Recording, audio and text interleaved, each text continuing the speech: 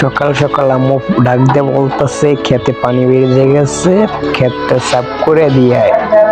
তো রওনা দিলাম, দেখা যাক খেতে কিরকম অবস্থা।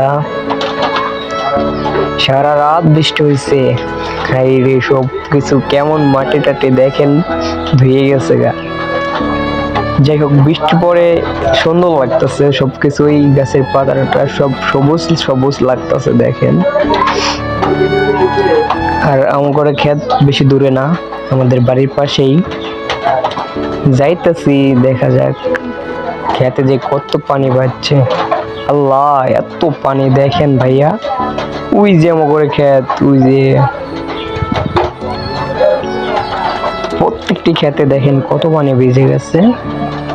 এই যে অবশেষে আমাদের ক্ষেতের কাছাকাছি চলে আইছি।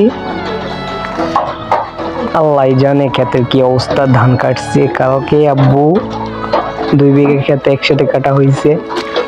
আগে তো জানতাম না যে এত বৃষ্টি হবে, হইলে কাটতাম না। এই ক্ষেতটা অনেক আগে কাটা হয়েছে। দেখি একটা আটি তুলে দেখি তো কেমন হয়েছে, এটাই তোলা যাক। আল্লাহ রে আল্লাহ, দেখেন ট্যাগ জ্বালাই গেছে, কি যে হবে। আল্লাহ আল্লাহ, তুমি বৃষ্টিটা ছাড়িয়ে দাও সবার। এই ক্ষেতটা দেখেন কি অবস্থা। আমাদের সামনে আর একটা ক্ষেত আছে, এই ক্ষেতে যে কি অবস্থা আল্লাহ জানে। সবাই আল্লাহর কাছে দোয়া করেন তাড়াতাড়ি যেন বৃষ্টিটা ছেড়ে দেয়। সবারই আবাদ নিচ্ছে, যদি এরকম 4-5 দিন থাকে হয়তো প্রত্যেকটি জমিতেই এরকম ট্যাগ জ্বালিয়ে যাবে। ট্যাগ জ্বালিয়ে গেলে আর ধানের কোনো মূল্য নাই। এইটা আর একটা ক্ষেত, এর পানি কেটে দিতে হবে, অনেক পানি ভিজে গেছে দেখেন।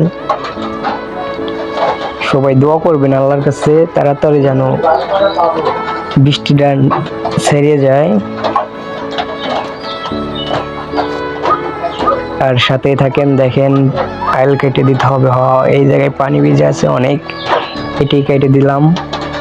এখন অনেক পানি বের হয়ে যাচ্ছে দেখেন, আর পানি বের হচ্ছে, অনেক সুন্দর লাগতেছে। আমি একা একাই আছি এখান দিয়ে, ক্যামেরাম্যান নাই তাই আমাকে দেখা যাচ্ছে না। এই পাশেও কেটে দিলাম।